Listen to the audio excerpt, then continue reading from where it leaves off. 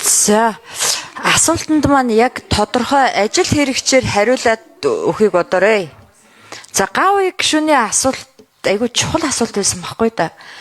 Одоо энэ цахилгаан тамхи шингэнтэй шингэнгүү цахилгаан тамхины татварыг нэмэхээр локог утгаараа янжуур тамхи татаа гэдэг локогтой болоод байна уу гэдэг энэ асуултанд хариулаад өгөөрэй. Бити өмнөөс даян дэлхийн арчил мандтугай гэж хариулт өгөөрэй. За яг энийг авъя. Дээрээс нь сая эрүүл мэндийн яамнаас инглиш штэ. Одоо наад цахилгаан тамхи чи хор багтай. Янжуур тамхинаас хор багтай юу? Донтуулах нь багуу их үү? За яг ийм асуултан заяа.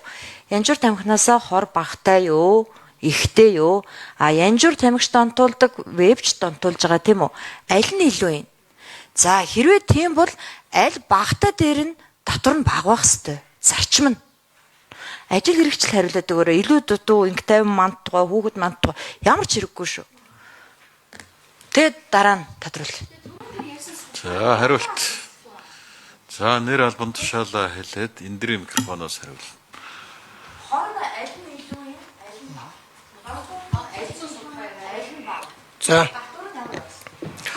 За эрүүл мэндийн яамны албан шинжилгээ судалгаа хариуцсан шинжиж Гяган Зэрэг. За мөнх эслэн гишүүний асуултанд хариулъя. За эхлээд эрүүл мэндийн яамд хандаж хэлсэн асуултаас нь асууя.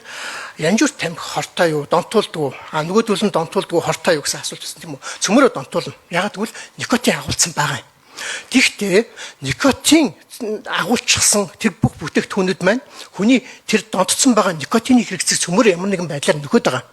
Янжуур тамхиг яагаад илүү эрсдэлтэй эрүүл мэндийн эрсдэлтэй байна вэ гэж үзэж байгааг бол та бид мэдж байгаа. Энэ бол бүрэн шаталт явагдаж байгаа 950 градус халдаг. Нүрс хүчлийн дутуу юу эсэл одоо хий ялгардаг. Тэр CO2 гэж бид ярьдаг тийм ээ. Тэрэнд ингээ үнэлттэй зэрэг хүн хаалт хөстэй штэ. Тэр чинь бие рүү оруулж байгаа. Тэрнтэй цуг хэдэн бараг 7000 ширхэг химийн хорт бодис ордог. Дийлэнх нь канцерогон буюу хавдар хорт хавдар үүсгэж шин чанартай. Дээр нэмээд таар буюу одоо бид бохич гэж нэрлэж байгаа, давирхаа шиг орчуулад байгаа тэр бүтээгдэхүүн ордог. Тэр маань уушинд очоод тийм ээ бүгдэрчдэг. Уушны тэр нарийнхан тэр судлуудын маань бүгд хүмүүс эсвэл тэнд очоод өрөслө үүсгэх, дахиад уушны өөр өвчин үүсгэх тийм эслэг бий болгодог. За тэгэхээр зэрэг яагаад энэ шин төрлийн бүтээгдэхүүнүүд маань тийм ээ энэ одоо янжуур тамхи утаа тамхинаас яагаад эрсдэл багтаа гэж хэлж байгаа вэ гэвэл никотинын яриаг юм аа. Эрүүл мэндийн эрсдэл нь тэр нүрс хүчлийн хий, тэр одоо канцероген бодисууд, нитрозаминууд, мөн одоо тэр таар эдгээрийн харьцаанд нэг заримд нь бүр байхгүй. Одоо тэр вебт бол байхгүй байгаа шүү дээ. Чинь зүгээр л одоо синтетик никотин юм уу эсвэл тамхины навшаас ялгаж авсан никотиныг шингэдээ холиод оруулж байгаа. Гэхдээ тэр шингэний найрал тодорхой юм байхыг үгүйсэхгүй. Тэр сайн судагдаагүй. Юуны хувьд халааш тамхины хувьд бол судалсан судалгаа байгаа. Тэр нь юу вэ гэвэл Япон судалсан. Би танд өгсөн материалд байж байгаа. Япон судлаад яасан бэ гэвэл 3 тамхи гурван заллаас ямар хортой бодисуд байна вэ гэдээ үзэхэд юм маань халаадаг тамхи маань тийм ээ нүрс хүчлийн байхгүй. Ерөөсө 350 градус халаагаад тэгээд татдаг байхгүй юу? Тэрнээс шатахгүйгээр татдаг учраас. За хоёрдугаарт юу байхгүй? Тэр таар буюу давирхаа бол 50% одоо бага байгаа. За тэр нитрозамин одоо тэр нөгөө хавдар үүсгэж бодисуд бол бүр 98% бага байгаа. Яг бол бүрэн шаталт байхгүй учраас. Тэгэхээр энэ зүйл маань эрүүл мэндийн одоо шинэ технологи, инновац шингээд. Гэхдээ би энэ компани талаас нь ярьж байгаа биш шүү. Би өөрөө эрдэм шинжилгээ судалгаа хариуцдаг болохоор. Тэгээд энэ бүх мэдээллүүдийг сүүлийн 2-3 жилд гарсан эрдэм шинжилгээ судалгааны буюу тийм ээ одоо тэр нөгөө импакт фактор өндөртэй гэж гарсан сэтгүүлүүдийн юун дээрээс одоо ноцгоонуудыг авч оруулсан байгаа.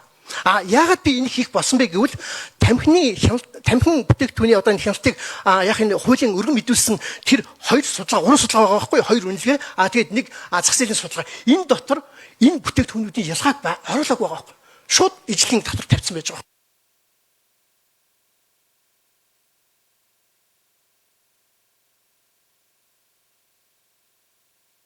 За байж байгаарай. Микрофонд яран дандаа. Асуусан нь тайлбарж өгөхгүй бол дараа нь нэгтэй юм аа. Үгүй бүх юм мекд юунд протокол үлдэх ёстой. Би түрүү асуусан байхгүй асуудал тодруулах шүү. Одоо дараагийн тодруулга авчиж тодруулга дараа нь. Одоо миний дараагийн асуултанд хариулъя. Тодруулга хаанаас?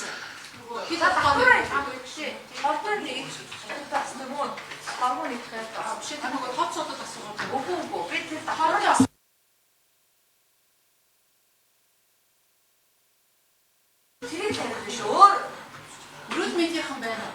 За.